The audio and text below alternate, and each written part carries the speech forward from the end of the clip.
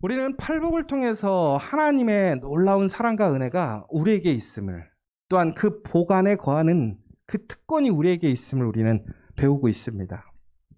그러나 단순히 그 팔복은 그냥 주어지는 것이 아니라 하나님 말씀에 순종하고 그 믿음으로 그 삶을 살아내는 사람들에게 결국에는 그 은혜가 임하는 것이고 그 약속이 성취되어지는 것입니다.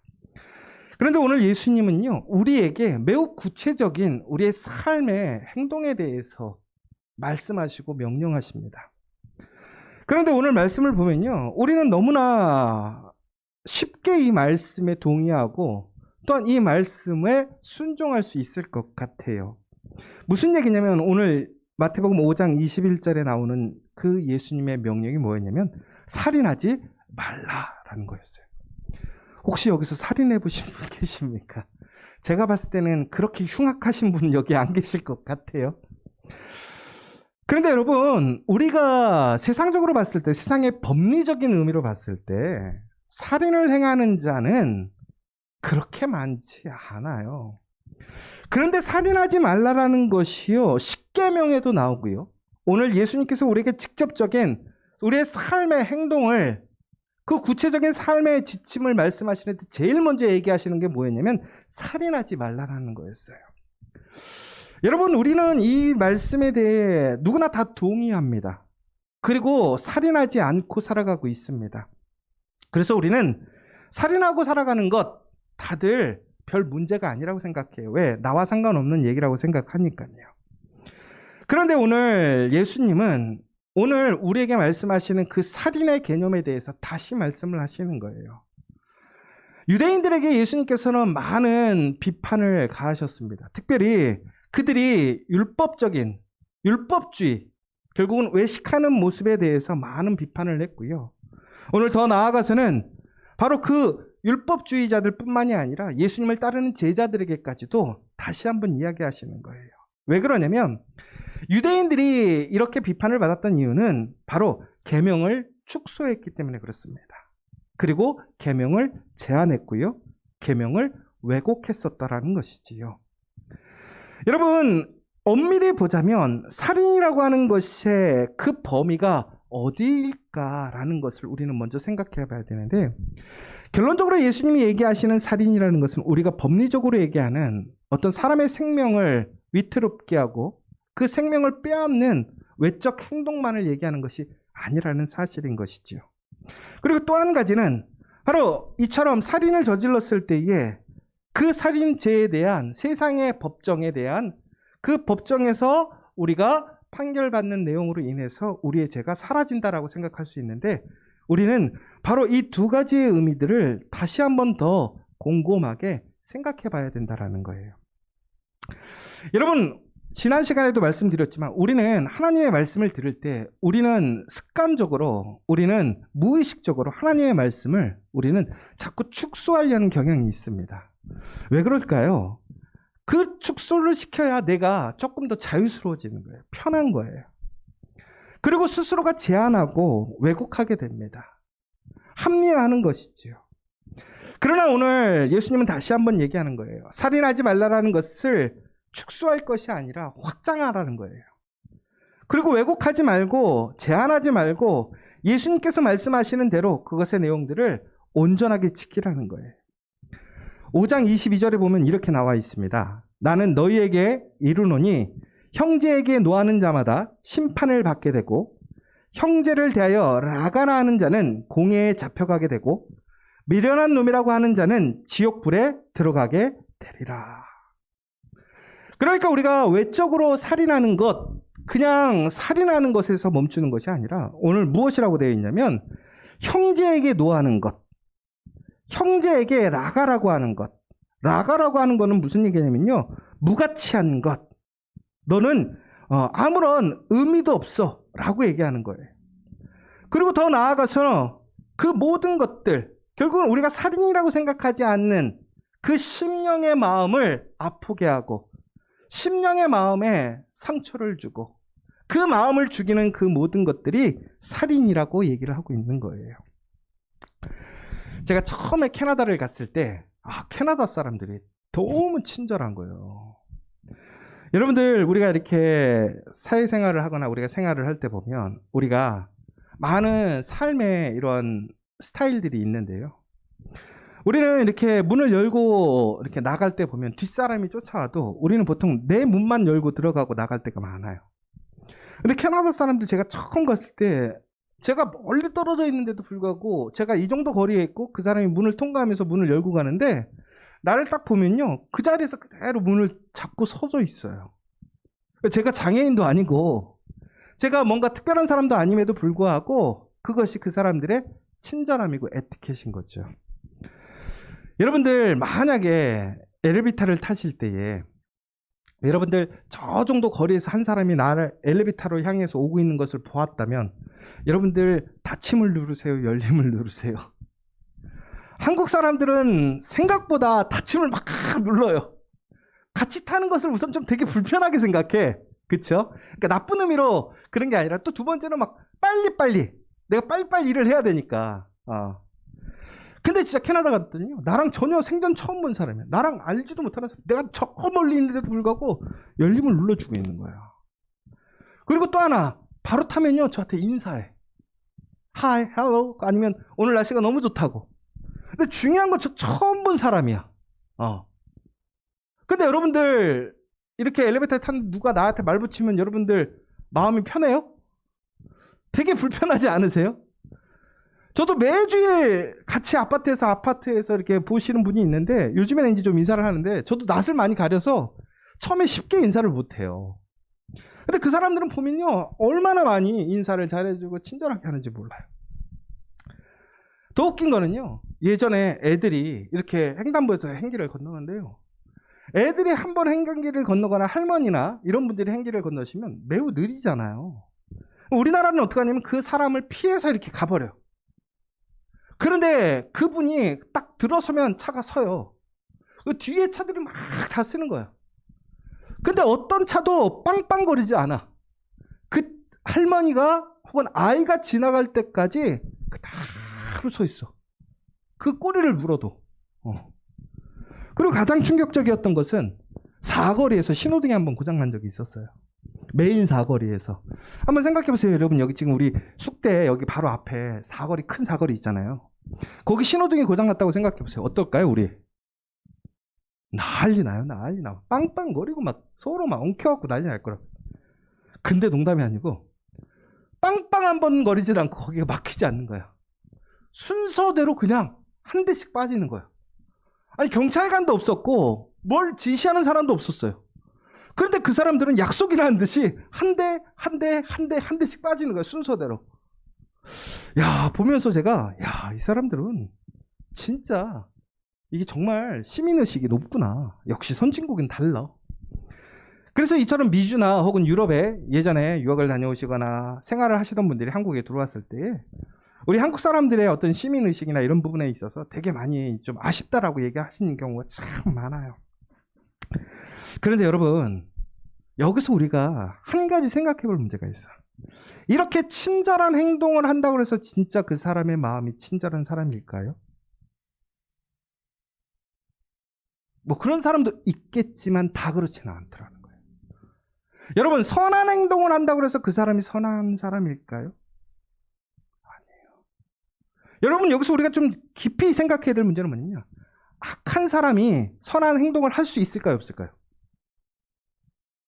있다니까요. 친절하지 않은 사람이 친절한 행동을 할 수 있어요. 이것이 뭐냐? 율법주의예요. 외식하는 거예요. 그러니까 예수님의 핵심이 뭐였어요? 지금까지 보여주는 것, 그 행동하는 것이 아니라 우리의 마음이 바뀌어야 된다는 거예요. 그래서 그 마음과 행동이 뭐여야 되는 거예요? 일치돼야 한다는 것을 얘기하는 거예요.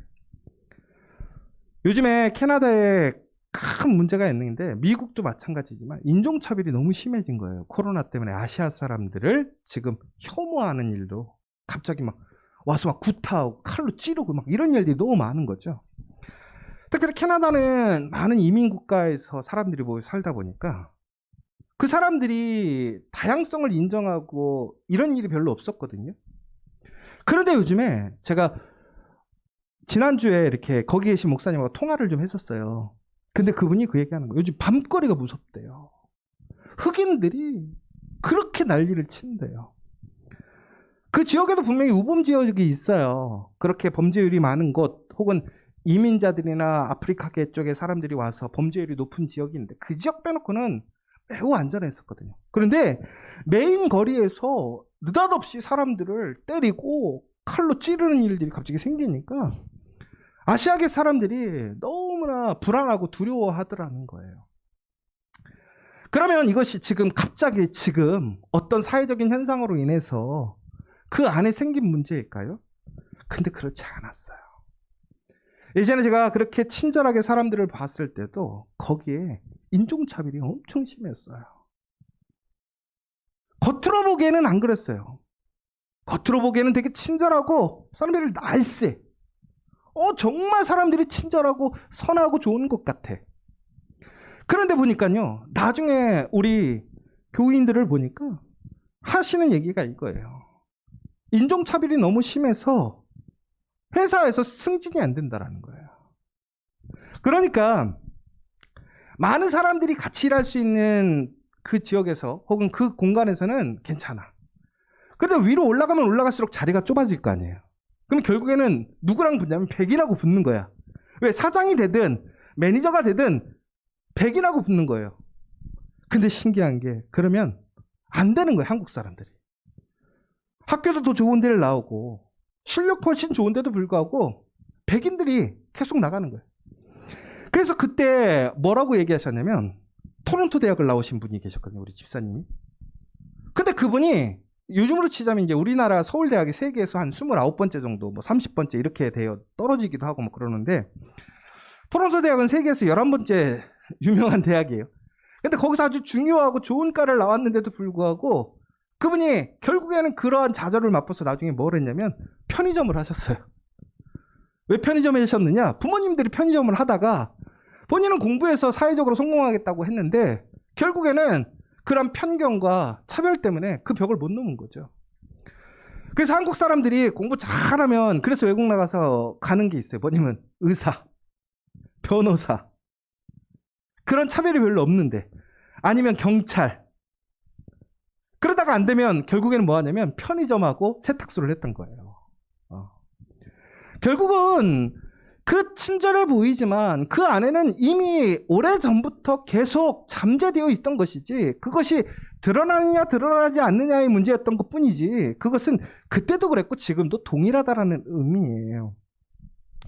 마찬가지예요. 우리가 지금 살인하지 말라. 누가 살인하는 사람이 있겠어요? 그런데 오늘 예수님께서 무엇이라고 얘기했어요? 오늘 5장 22절을 다시 읽어보면 나는 너희에게 이르노니 형제에게 노하는 자마다 심판을 받게 되고 형제를 대하여 라가라 하는 자는 공회에 잡혀가게 되고 미련한 놈이라 하는 자는 지옥불에 들어가게 되리라. 그리고 요한일서 3장 15절의 말씀에 이렇게 이어져요. 그 형제를 미워하는 자마다 살인하는 자니 살인하는 자마다 영생이 그 속에 거하지 아니하는 것을 너희가 아는 바라. 여러분, 우리가 살인이라고 하는 것은 단순히 외적인 법적으로 사람을 찔러서 생명을 빼앗는 것, 그것만이 살인이 아니라 예수님께서 얘기하신 건 뭐냐면 다시 한번 얘기하지만 형제에게 노하고 형제에게 라가라 하고 미련한 놈이라고 하고 가치 없다고 하고 쓸모없는 놈이라고 얘기하고 오히려 구별짓고 정죄하고 제한하는 것 바로 이렇게 형제를 미워하는 자 결국은 그게 뭐라고요? 살인자다. 여러분 한번 잘 생각해 보세요. 우리 세상에서 외적으로 살인하는 사람 아무도 없어요. 그러나 오늘 여기 계신 여러분들 하나님의 말씀을 통해서 오늘 우리가 하나님 앞에 섰을 때 우리는 어떠한 사람입니까? 모두가 다 살인자예요. 여러분 누군가를 미움으로 바라보고 분노하고 또한 그 사람을 욕하고 정죄한다면 그것이 바로 살인이라는 것이지요. 그런데 유대인들은 외적인 행동으로 그렇게 하지 않는다고, 사람들 앞에서 그렇게 얘기하지 않는다고 그들은 율법을 잘 지키는 의로운 사람이라고 생각했다라는 거예요. 아니라는 거예요. 여러분, 우린 이때 좀 조심해야 될 게 하나 더 있어요. 뭐냐면 이런 얘기를 들으면 우린 제일 먼저 나한테 얘기하기보다는 우리 상대를 좀 생각하는 경향이 있어. 누군가가 나에게 그런 이야기를 하고 그런 판단을 하고 그런 말을 하는 사람들이 있을 때마다 우리는 그거 봐, 좀 배워, 변해야 돼, 이렇게 얘기할 때가 얼마나 많아요. 특별히 우리 부부지간에 그런 얘기 있잖아요. 그거 봐, 다 너 때문이야, 다 너 때문이야. 그런데 여러분, 오늘 우리가 가장 중요하게 생각하는 것은 무엇이든지 상대적이고, 또한 그것이 가해자도 있고 피해자도 있겠지만, 중요한 것은 오늘 나는 그 말씀에서 살인자인가 아닌가를 우리는 살펴볼 수 있어야 한다는 거예요. 예수님은 오늘 이 말씀을 통해서 우리에게 다시 한번 얘기하는 거예요. 우리가 말씀 안에서 바라봐야 될 것은 다운사이징이 아니라 업사이징이잖아요. 넓게 보라는 거예요. 하나님의 말씀의 그 의미를 더욱더 깊이 있게 생각하고 행동하라는 거예요. 바로 그러한 사람들에게 복이 있다라는 거예요. 여러분, 왜 우리가 이처럼 그러한 일들에 조심해야 되고 이런 살인의 범위를 넓혀야 되느냐? 결국은 우리가 누구냐라는 거예요. 여러분, 우리가 왜 가치 있느냐 이거예요. 왜 우리가 존중받고 사랑받아야 되느냐라는 거죠. 그 이유는 바로 우리가 우리 안에 그리스도가 지금 우리의 주인으로 우리의 삶이 변화되고 우리의 심령이 변화되었기 때문에 우리의 가치가 변화된 거잖아요. 하나님께서 우리를 살리시기 위해, 우리를 위해 가장 사랑하는 독생자 예수를 우리에게 내어주시고 그의 생명으로 우리를 살리셨단 말이에요. 그처럼 우리는 가치 있는 사람인데 우리는 그 사람들을 우리는 나가라 하고 미련한 자라 하고 우리는 그 사람을 저주하고 심판하는 그러한 모습을 보일 때가 얼마나 많은지 모른다는 것이죠. 여러분, 우리가 누구인지를 알게 될 때에, 우리는 나의 가치를 알게 될 때에 다른 사람의 가치도 알게 되는 거예요. 상호 간에 얼마나 중요한 사람이고 가치 있는 사람인지를 알게 되는 거예요. 그러므로 우리는 그 한 생명을 살리기 위해 우리는 그렇게 힘쓰고 노력하는 거예요. 여러분, 교회의 본질이 뭐예요? 교회의 의미가 뭐예요? 나 혼자 잘 살고 잘 먹자는 것이 아니잖아요. 내가 그리스도로 인하여 새 사람이 되었고 새 생명을 얻었기에 우리는 그 그리스도의 보혈의 은혜를 나누기 힘써야 한다는 것이죠.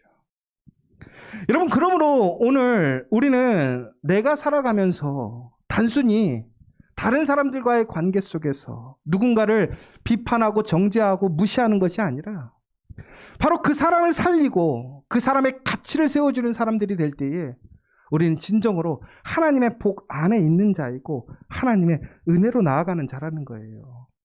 왜 그러냐면 우리가 시편 66편 18편에 보면 이렇게 되어 있습니다.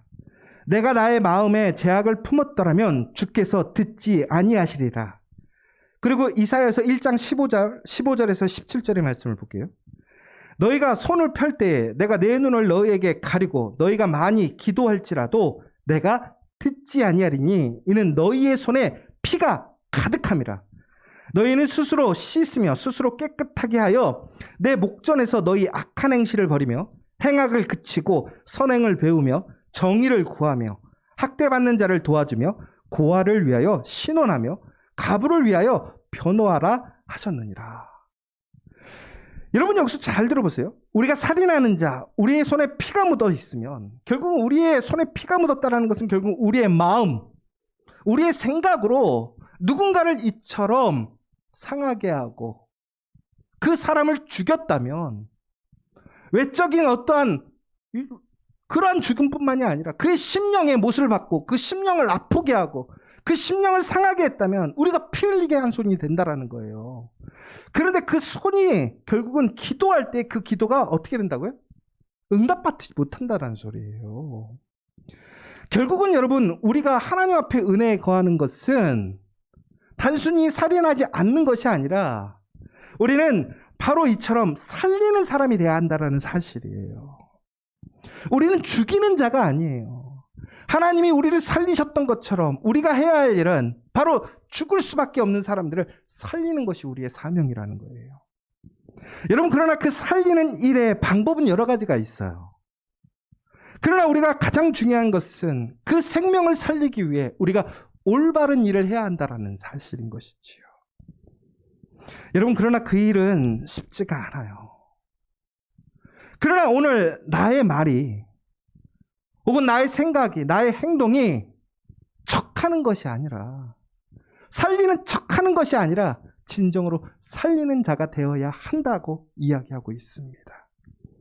우리 커피아 교회는 바로 그런 교회가 되기를 간절히 소망합니다. 여기에 있는 우리 믿음의 지체들이 그러한 사람들이 되기를 간절히 소망합니다. 여러분, 그러기 위해서 우리는 어떻게 해야 될까? 저는 먼저 우리가 함께하고 있는 사람들의 그 가치를 인정해주는 사람이 되어야 할 것 같아요. 여러분, 제가 예전에 우리 교회에 우리 교회 말고 예전에 사역했던 교회에 어떤 문제들이 있었고 참 어려운데, 목사님이 부흥회를 한다고 강사를 데려오셨는데 처음에 이 강사분을 왜 데리고 왔는지 잘 이해가 안 됐어요. 근데 두 번째 날인가 갑자기 이분이 이제 교회 안에 많은 분쟁과 다툼이 많았어. 또 부부지간에도 많은 문제들이 있고. 그런데 이분이 이제 그날 부흥회를 하는데 이렇게 참석하신 분 중에 이렇게 사이가 안 좋으신 두 분을 불러냈어. 그러니까 이제 부흥회 기간에 강사가 불러내니까 어쩔 수 없이 나오겠죠. 그리고 집사님들이니까 아무리 뭐 서로 간에 그런 게 있어도 공식적인 자리에서는 좀 그렇게 하잖아요. 그런데 이렇게 두 분이 딱 나왔는데 갑자기 의자를 하나 갖고 오라고 하시더라고요. 그래서 의자를 하나 딱 여기다 세우는 거야. 그러더니 갑자기 그 의자 앞에 우리 여자 집사님부로 엎드려 빠쳐하듯이 이렇게 엎드려서 이렇게 바닥에 하라는 거죠. 그 의자 앞에. 그러니까 좀 되게 난감하잖아요. 그래도 이제 강사분이 시키니까 어쩔 수 없이 또 거기서 나 이런 거 못한다고 막 정색하고 할 수도 없잖아요, 솔직하게. 그분이 딱 했어요. 그런데 갑자기 남자분에게 이쪽에 가서 앞쪽에 서래요. 그러더니 여자 집사님을 밟고 의자로 올라가라는 거야. 그러니까 사람들이 저 남자가 여자를 밟고 올라가면 저 여자 집사님이 허리가 어떻게 되겠어? 이렇게 생각을 하는 거죠. 근데 다행히 이제 옆에서 막 무지막지하게 밟고 올라가라는 게 아니라 옆에서 양쪽에서 사람이 손을 잡아주고 그 여자 집사님의 등을 사뿐히 밟고 이제 의자로 올라가게 되는 모션을 보여주는 거예요. 그래서 이제 그 남자 집사님에게 양쪽에 손을 잡아주고 그 여자 집사님의 등을 살짝 밟고 의자에 올라갔어요. 그리고 돌아서라는 거죠. 그래서 이제 교인들을 쫙 바라보고 있는데 지금 위치가 어떻게 되냐면 아래에 그 여자 집사님이 엎드려 빠쳐하는 자세로 이렇게 있고 그 여자분의 등을 밟고 올라왔어요. 그 남자분이 어떤 감정을 느꼈을까요? 야, 내가 드디어 이 여자를 짓밟고 올라와서 내가 정상에 섰노라. 내가 드디어 위에 군림했노라. 이런 마음을 느꼈을까요? 많은 생각이 들었을 것 같아요. 그런데 바로 그때 그 목사님이 따라하라는 거예요. 내가 오늘 이 자리에 있는 것은, 그러니까 이제 그분이 따라하겠죠. 내가 오늘 이 자리에 있는 것은 내 아내의 헌신 때문입니다. 그런데 그 얘기를 하는데 그 남자 집사님이 갑자기 막 울먹거리는 거예요. 왜 그러냐면 지금 막 지지고 볶고 싸우고 서로를 증오하고 미워하고 했는데 그 과거의 삶들 다 살펴보자면 그 가정이 어떻게 이루어졌겠어요? 그 헌신의 수고에 그 사람을 밟고 있었기 때문에 자기가 서 있는 거잖아요. 그런데 이젠 또 바꾸는 거예요. 이제 남자 집사님 엎드려 빠쳐라 하고 여자 집사님이 이제 똑같이 밟고 올라가는 거예요. 근데 사람들이 이미 한번 봤잖아요. 그 여자 집사님이 그 남자 집사님의 발을 탁 옳고 올라가는 순간부터 울기 시작하는 거예요. 그렇게 미웠는데, 그렇게 못마땅하고 짜증나고 얼굴만 보면 화나고 그랬는데 그 등을 밟고 올라가는 그 순간 눈물을 막 흘리는 거예요.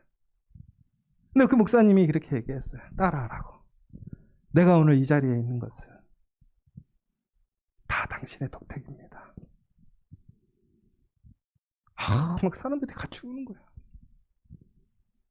우리는 이처럼요, 다른 사람으로 인해서 우리가 세워졌다라는 사실을 너무나 쉽게 잊어버려요. 나 혼자 이 자리에 있게 되었다라고 생각하는 경우가 얼마나 많은지 몰라요. 그 사람이 나를 무시한다고 생각하고 내 요구를 들어주지 않는다고 생각하고 이게 못마땅하고 이게 마음에 들지 않고 부족하다고 생각하는 일이 얼마나 많은지 몰라요. 여러분 교회 안에서도 그렇지 않습니까?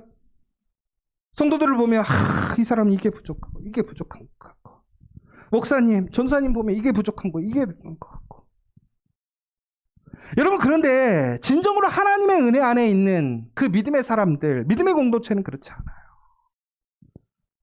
오히려 자신의 그 자리가 자신이 혼자 그 자리에 서 있는 것이 아니라 바로 그리스도의 보혈의 능력으로 바로 내 옆에 있는 그 사람들의 그 헌신과 사랑으로 오늘 우리가 이 자리에 있다는 것이죠. 마찬가지 아니? 오늘이 어버이 주일이에요.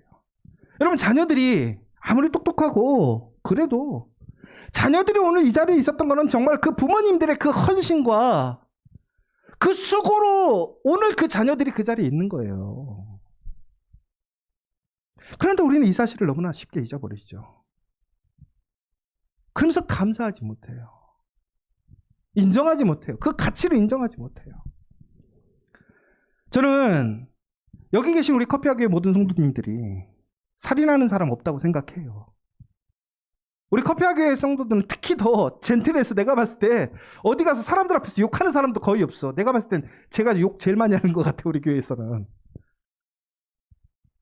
그런데 여러분 하나님의 말씀 안에서 온전히 보자면 우리는 어떤 사람이에요? 폐역한 사람이야. 욕하는 사람이고 저주하는 사람이고 살인자란 말이죠. 그런데 우리는 어떠한 사람이에요? 그러한 사람이 아니라는 거예요. 우리는 뭐 하는 사람이에요? 살리는 사람이란 말이에요. 살아나게 하는 사람이란 말이에요. 우리 공동체는 그러한 공동체라는 사실을 기억해야 된다는 사실이에요. 그럼 우리는 이것을 어떻게 다시 회복할 것인가? 기억하게 될 것인가? 우리의 언어를 바꿔야 될 것 같아요. 여러분 커피하교에 나아가서 설명할 때 여러분 무엇이라고 얘기하십니까?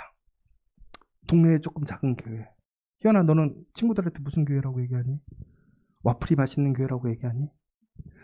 우리 요즘 희연이가 친구들을 많이 데려와. 우리가 와플을 많이 주고 있어. 그치? 그럼 애들은 무슨 생각할까요? 저 교회 가면 와플 주는 교회, 배부른 교회 이런 생각을 할 거 아니에요. 그쵸? 근데 저는 그런 교회로만 멈추는 걸 원하지 않아. 우리 희연이가 뭐라고 그랬어요? 우리 커피하교회는 이 세상에서 제일 좋은 교회야 라고 얘기를 해야 되지 않을까요? 그쵸? 근데 이게 강요가 아니라 여러분 안민호 목사 여러분들 나가서 안민호 목사님 뭐라고 얘기해요? 대한민국에서 제일 좋은 목사님 설교 제일 잘하는 목사님 라고 해주셔야 되죠.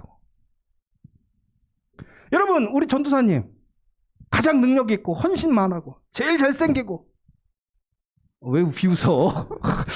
왜 잘생긴 거에 왜 미안해 이러면 안 된다 이거지. 이러면 결국은 여러분 이게 왜 그러냐면요 그렇게 이야기하고 우리는 그렇게 지지해 줄 때 사람이 변하는 거예요. 우리 하나님의 놀라운 능력이 있거든요. 못생겨도 잘생기게 변화돼. 여러분 바로 이처럼 우리는 살리는 사람이란 말이에요. 그러려면 우리의 말은 죽이고 상하고 비판하고 내려가는 게 아니라 어떻게 해야 되는 거예요? 세워주고 칭찬하고 올려주고 바로 그렇게 될 때 우리의 손이 어떻게 되는 깨끗하게 되는 거예요. 바로 그렇게 기도할 때 우리가 어떻게 되는 응답받는 역사가 있다라는 거예요. 왜 믿음의 사람들에게 응답이 없을까요? 깨끗하지 못하기 때문에 그래요. 사랑하는 여러분 오늘 예수님은 우리를 정죄하고 비판하기 위한 게 아니에요. 우리를 더 짐지어서 힘들게 하려는 것이 아니라 바로 진정으로 우리에게 주시고자 했던 그 팔복의 은혜 안에 우리가 진정으로 하나님의 평안과 복을 누리길 원하시는 거예요. 여러분 우리는 정말 친절한 척하는 사람이 아니라 친절한 사람이 돼야 돼요. 우리는 선한 척하는 사람이 아니라 선한 사람이 돼야 돼요. 선한 행동을 하는 사람이 아니라 선한 사람이 돼야 된다는 거예요. 살리는 척하는 것이 아니라 살리는 사람이 돼야 되는 것이죠. 그러려면 어떻게 우리 심령이 변화돼야 돼. 우리의 생각이 변화돼야 돼. 죽이고 내려앉히는 것이 아니라 가치를 인정하고 살릴 수 있는 그 사람이 돼야 되는 거예요. 바로 그렇게 될 때 우리는 하나님의 놀라운 은혜에 참여할 수 있는 거예요. 여러분, 우리가 황금률이라고 그러죠. 뭐라고 그래야 돼 있어요? 대접받기를 원하면 대접하라고 그랬어요. 존중받기를 원하면 존중하고, 사랑받기를 원하면 사랑하고, 높아지고 싶으면 어떡하라고 그랬어요? 낮아지라고 그랬단 말이에요. 여러분, 진정으로 살리는 공동체가 되려면 뭐 해야 돼요? 살려야 돼요. 가치를 세워야 돼요. 그러면 거기에는 소망이 있고 능력이 있는 거예요. 오늘 진정으로 우리 커피아교회 창립 10주년을 앞두고 다시 이렇게 살아나는 사람, 살리는 공동체 되기를 간절히 소망합니다. 바로 그 가운데 우리는 하나님의 놀라운 은혜와 능력을 체험할 줄 믿습니다. 여러분, 우리 다시 한번 우리를 스스로 돌아봤으면 좋겠어요. 나는 어떠한 사람인가? 우리는 어떤 공동체인가? 그러나 우리는 바로 살인하는 사람이 아니라 죽이고 정죄하고 비판하고 욕하고 제한하고 차별하고 그런 사람들이 아니라 우리는 세워주고 칭찬하고 가치를 인정하고 격려하고 힘이 되어주고 함께 기쁨을 나누고 온유하고 바로 그 하나님이 기뻐하시는 그 믿음의 사람, 믿음의 공동체 될 줄 믿습니다.